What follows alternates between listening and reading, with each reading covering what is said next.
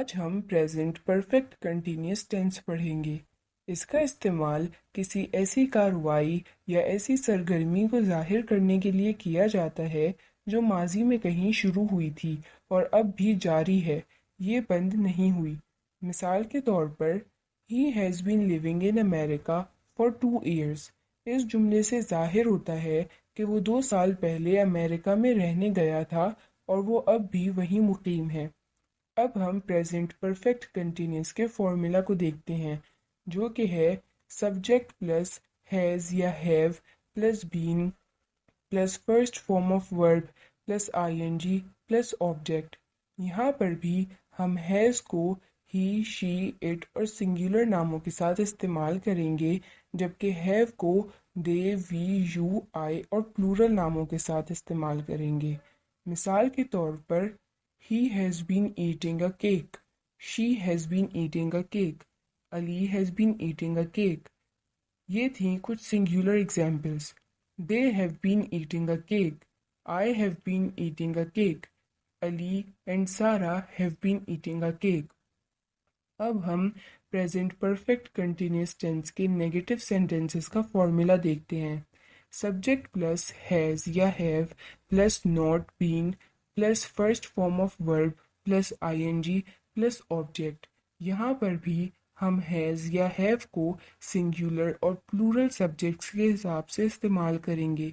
मिसाल के तौर पर, he has not been eating a cake, she has not been eating a cake, Ali has not been eating a cake. ये थीं कुछ singular examples. They have not been eating a cake, I have not been eating a cake, Ali and Sara have not been eating a cake. अब हम देखते हैं कि present perfect continuous tense के interrogative sentences बनाने का फॉर्मूला क्या है। हैज़ या have plus subject plus been plus first form of verb plus ING plus object plus question mark. यहाँ पर हम हैज़ को सिंगुलर जबकि हैव को प्लूरल सब्जेक्ट्स के साथ इस्तेमाल करेंगे। मिसाल के तौर पर, has he been eating a cake, has she been eating a cake, has Ali been eating a cake. ये थी कुछ सिंगुलर एग्जाम्पल्स।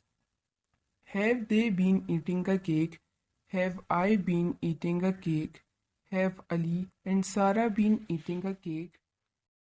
कभी कभी इन जुमलों में हमें सिंस और फॉर का इस्तेमाल करना पड़ता है।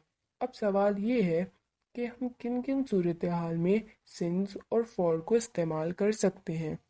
सिंस को हम किसी सेंटेंस में होने वाली एक्टिविटी के स्टार्टिंग पॉइंट को जाहिर करने के लिए इस्तेमाल करते हैं। मिसाल के तौर पर, he has been working since 2020। यहाँ पर साल 2020 स्टार्टिंग पॉइंट है, जबकि फॉर को हम किसी अमल या किसी सरगर्मी का मुकम्मल दौरानिया दिखाने के लिए इस्तेमाल करते हैं। मिसाल के तौर पर, he has been working for 3 years। अभी जो साल चल रहा है वो 2020 है।